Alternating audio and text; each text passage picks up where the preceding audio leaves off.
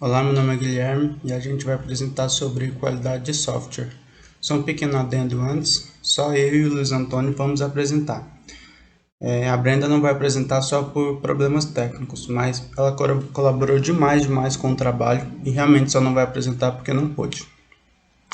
Bom, a gente vai falar sobre definições, conceitos e objetivos de qualidade de software, assim como relação com outras áreas de ES, modelos de processo, atividades, ferramentas, responsáveis e artefatos. E, ao fim, uma aplicação. Bom, definições e conceitos. Definições. Para definir esta área, podemos afirmar que ela tem como objetivo garantir a qualidade do software através da definição e normatização de processos de desenvolvimento. O I3E define qualidade como o grau de conformidade de um sistema, componente ou processo com os respectivos requisitos, ou também pode ser o grau de conformidade com as necessidades e expectativas de clientes ou usuários.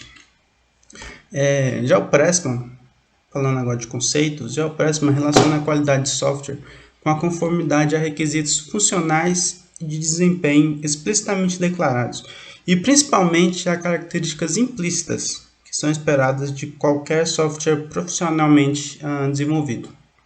Então, aí, três pontos importantes para o Pressman: requisitos funcionais e de desempenho, normas de desenvolvimento e principalmente requisitos implícitos. Já o Somerville destaca a importância da qualidade de software a partir de requisitos não funcionais. Ele diz que problemas de falta de funcionalidade até podem ser contornados pelo usuário, mas quando, por exemplo, um software é muito lento ou não confiável, dificilmente o usuário terá um bom proveito do mesmo. Para o Swedbock, a qualidade de software está muito ligada à qualidade do processo do qual se desenvolve as etapas de desenvolvimento. Então, um desenvolvimento bem definido, ali com a documentação bonitinha e bem especificada, reflete em um software de boa qualidade. Indo para o objetivo, o objetivo principal desta área é satisfazer as expectativas do cliente dentro daquilo que foi requisitado, ou algumas vezes, como definiu o Pressman lá atrás, com alguns requisitos implícitos. Relação com outras áreas de ES. Bom, a qualidade de software está diretamente ligada aos requisitos de software, já que ela depende do grau de precisão com que os requisitos são definidos para poder satisfazer as expectativas dos clientes. Então, os requisitos lá bem definidos, bem específicos, refletem um software de boa qualidade. Já quando os requisitos são mal definidos ou pouco específicos, isso tende a fazer a qualidade do software cair. E como motivação para o foco em qualidade de software, para o Barry Bowen, corrigir um erro ou defeito na fase de manutenção do software custa 100 vezes mais que corrigi-lo na fase de requisitos, deixando clara a importância de se manter a qualidade desde o início do desenvolvimento.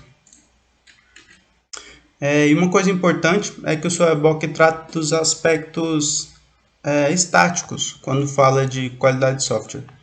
Em contraposição, são os testes de software que ficam mais responsáveis por aspectos dinâmicos, que às vezes precisam ali de uma entrada e realizam um processo. O meu nome é Luiz Antônio, dando continuidade no vídeo, falando um pouco agora sobre os modelos de processo, as atividades, as ferramentas, os responsáveis e os artefatos relacionados aí a esse segmento de qualidade de software. Dentre os modelos de processos relacionados a essa área de conhecimento, eu vou iniciar falando sobre o processo de documentação, que define as atividades para registrar informações produzidas por um processo ou atividade de ciclo de vida. O processo contém um conjunto de atividades que planeja, projeta, desenvolve, produz, edita, distribui e mantém os documentos necessários a todos os interessados, tais como gerentes, engenheiros e usuários do sistema ou produto de software. Agora, falando um pouco sobre o processo de gerência de configuração, é o processo que define atividades que identificam e controlam os itens do software, inclui o controle de armazenamento, liberações, manipulação, distribuição e modificação de cada um dos itens que compõem o software, estabelecendo assim suas linhas básicas, também chamadas de baseline, o termo em inglês, garante a completeza, a consistência e a correção dos itens. Controla o armazenamento, a manipulação e a distribuição também dos itens.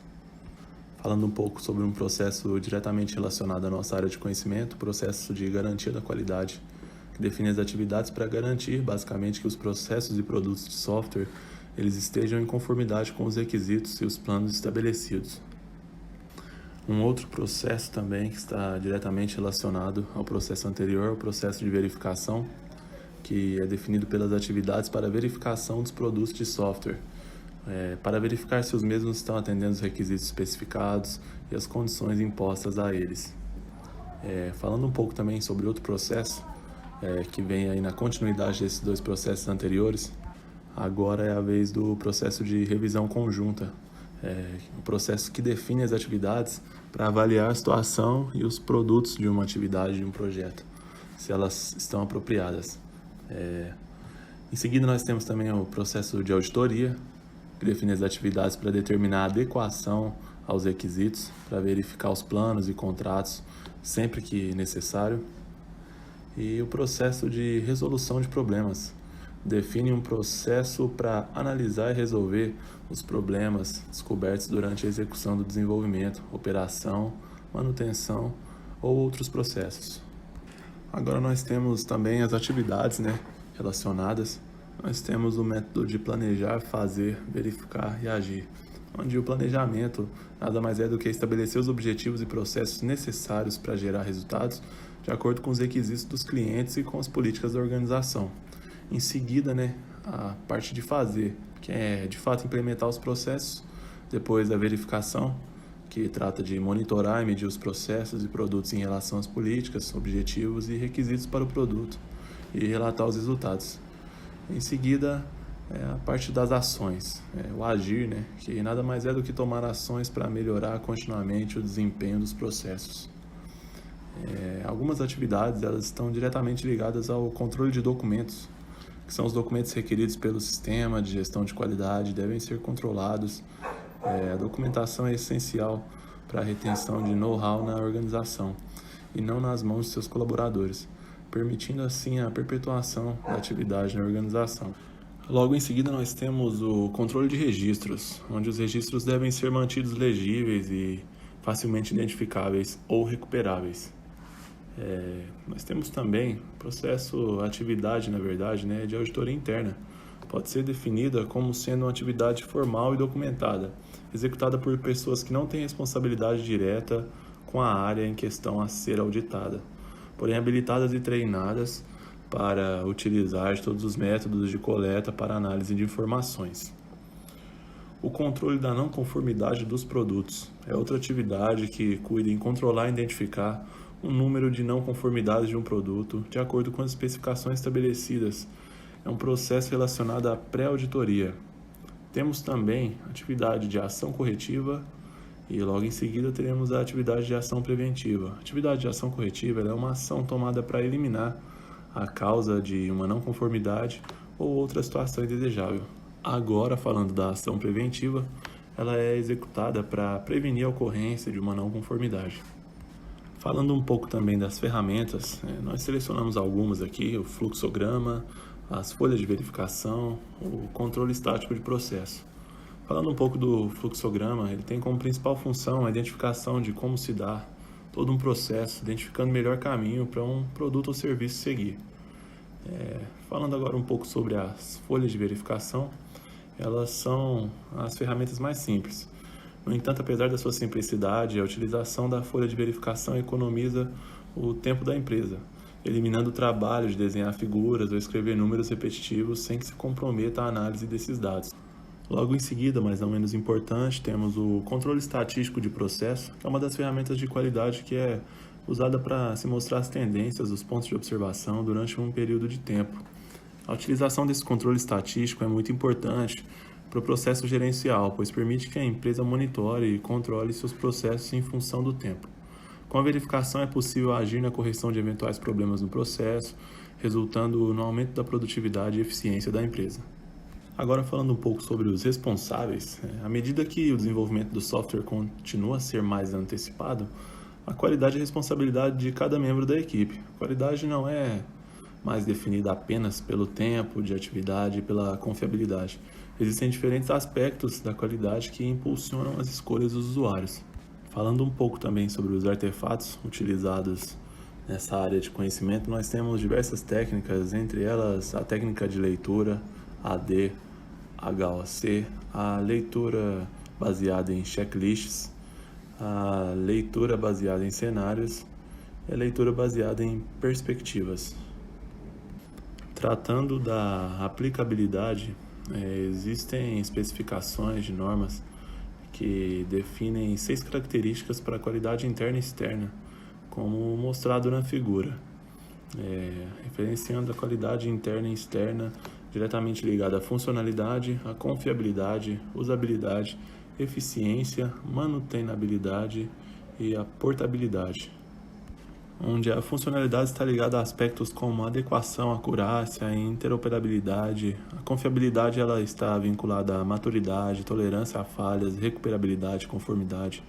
A usabilidade ela está ligada à inteligibilidade, à apreensabilidade, à operacionalidade, à atratividade. A eficiência está ligada ao comportamento em relação ao tempo, utilização de recursos. A manutenabilidade já está ligada à analisabilidade, modificabilidade, estabilidade, testabilidade, e a portabilidade está ligada à adaptabilidade, capacidade de ser instalado, coexistência, capacidade para substituir, entre outros. O exemplo que optamos por abordar ele é apresentado pelos autores Walter Sibes, Adriano Belliol e Richard Faust, que mencionam em seu livro.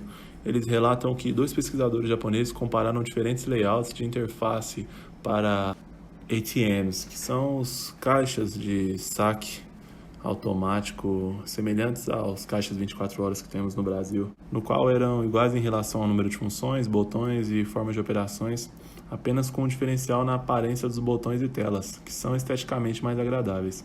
Os resultados obtidos demonstraram que, devido a serem mais atraentes, foram considerados mais fáceis de serem usados no Japão. Segundo o autor, enquanto a cultura japonesa é conhecida por sua tradição estética, a cultura israelense estaria mais orientada à ação. Utilizando a mesma metodologia, as mesmas telas, com alterações somente referentes à tradução dos textos, o pesquisador relatou sua surpresa ao constatar que os resultados não somente foram iguais aos obtidos pelos colegas japoneses, como também o número de usuários israelenses que associaram a estética à facilidade de uso percebidos no sistema foi maior em Israel do que no Japão. É perceptível que, mesmo em culturas diferentes, a estética do layout, além de ser mais agradável visualmente, ela é considerada como fator que altera diretamente o impacto na usabilidade e aceitabilidade geral de um sistema. Qualquer sistema, por mais simples que seja, ele deve ser levado em consideração os aspectos de usabilidade, sua adequação e acessibilidade, garantindo ao usuário maior qualidade do sistema e portabilidade de sua aplicação com layouts adequados, limpos e de fácil navegação. E, de um modo geral, era isso que a gente tinha para falar sobre essa área de qualidade de software. Agradeço a todos que acompanharam a nossa apresentação. Muito obrigado. O meu nome é Luiz